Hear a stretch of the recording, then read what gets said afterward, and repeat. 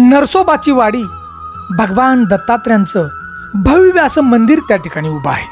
गुरुदेवांच्या पवित्र अशा निर्गुण पादुका त्या ठिकाणी आहेत, मूर्ती नाही. तर बांधवांनो, नरसोबाच्या वाडीचं जे महात्म्य आहे गुरुदेव दत्तात्रयांचं, त्या आजच्या व्हिडिओमधून आपण पाहणार आहोत. त्या भूमीमध्ये प्रत्यक्ष गुरुदेवांनी केलेले 2 चमत्कार आपण ऐकणार आहोत. हे चमत्कार आपण ऐकल्यानंतर आपल्याला जीवनामध्ये एकदा तरी नरसोबाच्या वाडीला जावं असं आपल्या मनामध्ये इच्छा व्यक्त आपण करताल. त्यासाठी बांधवांनो, व्हिडिओ नक्की ऐका शेवटपर्यंत. मला शेवटी कमेंट गुरुदेव दत्त अशी नक्की द्या. मी हनुमंत पवार धारकरी, तुम्ही पाहताय मराठी मोटिवेशनल हिस्ट्री चॅनल. तर बांधवांनो, औदुंबर क्षेत्री चातुर्मास संपून श्री गुरु कुरुंदवाडी जवळील कृष्णा आणि पंचगंगा या नद्यांचा जो संगम आहे, या संगमा नजदीक औदुंबर वृक्षाखाली तपचार्याला गुरु बसले. आणि तेथूनच बांधवांनो जवळ असलेलं अलाज नावाचं गाव, आणि या गावामध्ये एक भैरव नावाचा ब्राह्मण राहत होता. हा ब्राह्मण फार गरीब होता, परंतु प्रामाणिक होता. तो दररोज सकाळ लवकर उठायचा, आंघोळ करायची, भगवंताचं नामस्मरण करायचं, आणि आपल्या पोटा पाण्यासाठी, कोरडी भिक्षा मागण्यासाठी तो जवळ असणारं शिरोळ नावाचं गाव, या गावाकडे तो जात असत. त्याचा दररोजचा नेम होता. परंतु जी पायवाट होती जाताना मधून गावाला जाण्यासाठी, त्या ठिकाणी गुरुदेव तपचार्याला बसलेले होते औदुंबराच्या झाडाखाली. तो गुरुदेवांच्या पायाशी अगदी नतमस्तक व्हायचा प्रामाणिकपणे, आणि नंतर पुढे तो भिक्षा मागण्यासाठी जायचा. असा त्याचा दररोजचा नेम होता. वर्षामागून वर्ष लोटली गेली. त्या ठिकाणी बरेच दिवस निघून गेले, आणि एके दिवशी तो ब्राह्मण गुरूंच्या पाया पडला. आणि त्यावेळी गुरूंनी विचारलं की, हे भूदेवा, आम्ही येथे देवांच्या पादुका स्थापन करणार आहोत, आपण या ठिकाणी पूजा करण्यासाठी राहणार का? हे शब्द ऐकून भैरव भटजी भयभीत झाला, आणि गुरु दत्तात्रयांना तो म्हणाला, महाराज, माझं वय जवळ 80च्या आसपास आहे. हा भाग दुर्गम आहे. या ठिकाणी पोटा पाण्यासाठी काय बी सोय नाही, आणि त्यात माझं हे दारिद्र्य. तेव्हा आपण एक काम करा गुरुदेव, की आपण तरणा बांड एखादा व्यक्ती पहा, तरुण असणारा, आणि त्याला या ठिकाणी सेवेला ठेवा, आणि मला जमेल अशी सेवा आपण गुरु द्या.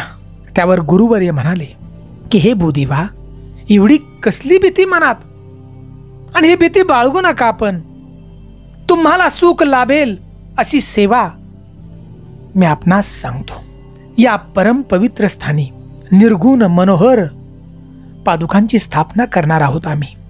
त्याची नित्य आराधना केल्यानं सर्वांना इच्छित फळ मिळेल. की ज्याप्रमाणे हा जो औदुंबर वृक्ष आहे तो सदा बहरलेला आहे, गोड फळ आहे त्याला, आणि त्याचप्रमाणे तुमचा वंशही असाच औदुंबराप्रमाणे बहरेल. त्या ठिकाणी गुरुदेवांनी सांगितलं त्या ब्राह्मणाला, आपणास एक पुत्र प्राप्त होईल, आणि त्याला 4 पुत्र होतील, आणि त्या पुढच्या 4 सुद्धा 4 पुत्र प्राप्त होईल. म्हणजे आपली जी वंशवेल आहे, त्या ब्राह्मणाला सांगितलं तुमची वंशवेल 4 पटीने वाढेल, आणि या निर्गुण पादुकांची सेवा या तुमच्या संपूर्ण वंशजाकडून घडेल. तरी आपण या मनोहर पादुकांचे पुजारी आपण व्हा, अशी आमच्या मनाची इच्छा आहे. आम्ही सांगतो ते ऐका, यात तुमचं कल्याण आहे. श्रीहरी तुम्हाला कधीही कमी पडून देणार नाही.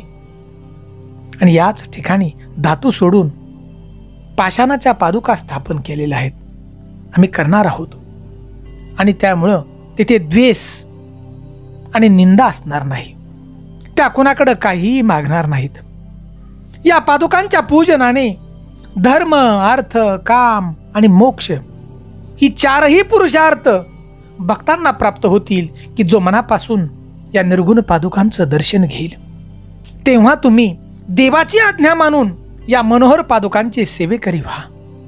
तर बांधवांनो, अशा प्रकारे गुरूंनी आपल्या मनोहर पादुकांची स्थापना या ठिकाणी केली, आणि गुरु पुढे धर्म स्थापनेसाठी, भक्तांना दर्शन देण्यासाठी कृष्णा तीरावरून पुढे अदृश्य झाले.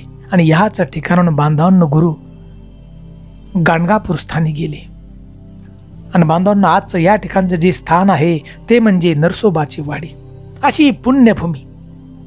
बांधवांनो, आजही या ठिकाणी जी पुजाऱ्यांची घरं आहेत ती भैरव भटाच्या वंशज आहेत आणि गेली 600 वर्ष गुरु त्यांच्याकडून सेवा करून घेत आहेत.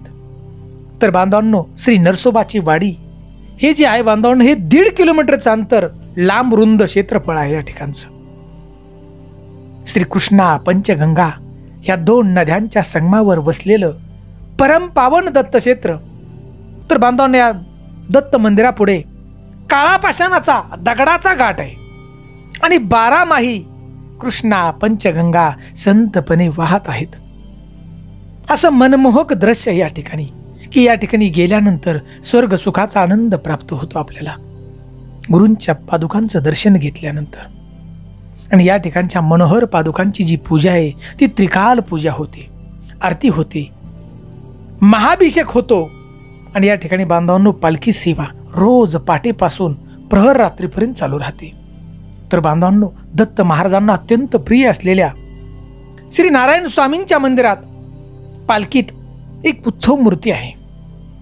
आणि त्याच ठिकाणी बांधवांनो, श्री क्षेत्री गोपाळ स्वामी मौनी स्वामी यांची समाज मंदिर आहेत. पुढेच बांधवांनो, श्री रामचंद्र महाराजांची जिवंत समाधी मंदिर अगदी जवळ आहे त्या ठिकाणी. आणि या समाधीच्या पुढच्या बाजूस राम भक्त हनुमानाचं मंदिर आहे. आणि बांधवांनो, या ठिकाणी भव्य असं मंदिर कोणी बांधलं तर बांधवांनो, या ठिकाणी सांगितलं जातं की हे मंदिर आदिलशहाने बांधलं. कारण या ठिकाणी बांधवांनो, आदिलशहाच्या मुलीचे डोळे गेलते, दिसत नव्हतं. तर काही लोकांनी सांगितलं की तुम्ही नरसोबाच्या वाडीला जा आणि गुरुदेवांच्या त्या ठिकाणी पायाशी नतमस्तक व्हा.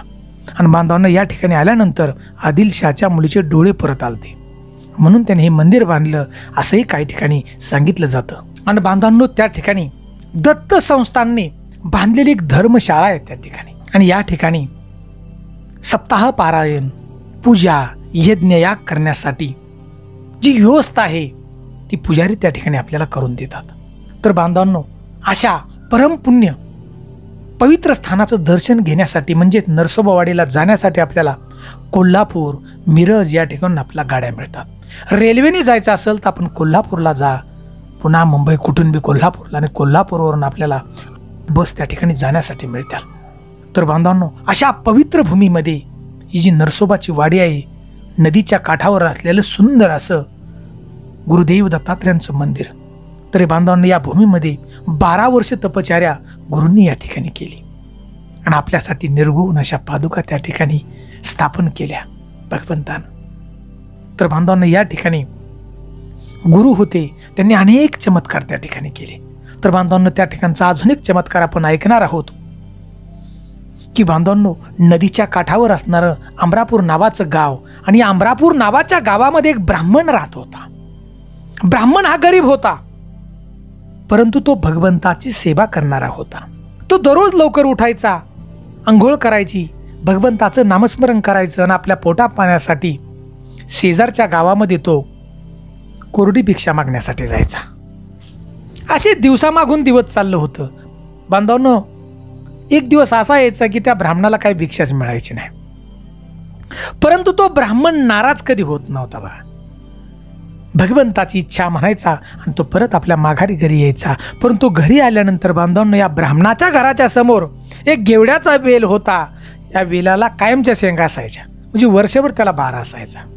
तो ब्राह्मण त्या गेवड्या त्या शेंगा तोडायचा आणि भाजी करून तो खावायचा, आनंदात राहायचा. असं करता करता बरेच दिवस चालले होते. आणि बांधवांनो, एक दिवशी गुरुदेव त्या ठिकाणी आले, या ब्राह्मणाच्या घरी भिक्षा मागण्यासाठी स्वतः देव आले. आणि त्याच दिवशी बांधवांनो, या ब्राह्मणाला कुठलीही भिक्षा मिळाली नव्हती, म्हणजे त्याच्याकडे काहीही नव्हतं. त्याच्या बायकोनं घेवड्याचा जो वेल होता त्याच्या शेंगा आणल्या, त्याची सुंदर अशी भाजी बनवली आणि गुरुदेवांना त्या ठिकाणी दिली. आनंदानं गुरुदेवांनी ती खाल्ली. आणि जाताना गुरुदेवांनी तो घेवड्याचा वेलच उपटून टाकला आणि तो नदीमध्ये फेकला, उपटून फेकला नदीमध्ये. त्या ब्राह्मणाच्या बायकोला वाटलं की गुरुदेवांनी असं का बरं केलं. परंतु बांधवांनो, तो ब्राह्मण हुशार होता, तो भगवंताची सेवा करणारा होता. तो बोलला आपल्या बायकोला की ही भगवंताची इच्छा आहे. गुरुदेव तर तिथून निघून गेले. परंतु या ब्राह्मणानं आणि त्याच्या बायकोनं हा जो बेल उपटला होता त्याचं मूळ जाग्यावरती राहिलं म्हणून मूळ ते काढायला लागले, खोदायला लागले म्हणजे. आणि त्याच ठिकाणी बांधवांनो, त्या गेवड्याच्या वेलाच्या मुळाशी एक सोन्याच्या मोहरानं भरलेला हंडा त्या ठिकाणी ब्राह्मणाला सापडला आणि ब्राह्मणाची सगळी गरिबी त्या ठिकाणी दूर झाली आणि ब्राह्मण श्रीमंत झाला. आणि तो ब्राह्मण गुरुदेवांचं नामस्मरण करू लागला. म्हणजे विचार करा बांधवांनो, भक्तासाठी देव काय करतात. म्हणून बांधवांनो, जीवनामध्ये एकदा तरी नरसोबाच्या वाडीला आपण जा आणि गुरुदेवांच्या ज्या मनोहर पादुका आहेत, निर्गुण मनोहर पादुका, त्यांचं दर्शन आपण नक्की घ्या. नतमस्तक त्या ठिकाणी व्हा. त्या पुण्यभूमीमध्ये एकदा तरी जा. जीवनामधली दुःख दूर होतील. पूर्वजन्मीचं जे पाप आहे ते नष्ट होऊन जाईल. तर बांधवांनो, आजही त्या ठिकाणी सुंदर असं मंदिर नरसोबाच्या वाडीला आहे. त्या ठिकाणी गुरुदेव दत्तात्रयांची मूर्ती नाही, त्या ठिकाणी निर्गुण पादुका आहेत देवाच्या. सुंदर अशी ही माहिती जर आपल्याला आवडली असेल तर आमच्या चॅनलला एक लाईक नक्की करा. चॅनलवरती प्रथम असाल तर नक्की सबस्क्राईब करा आणि आम्हाला शेवटी कमेंट म्हणून गुरुदेव दत्त अशी एक कमेंट नक्की द्या.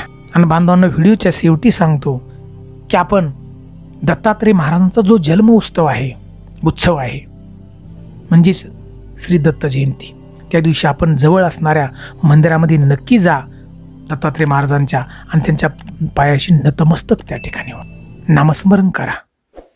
जीवनातली दुःख दूर होतील. जय हिंद, जय भारत.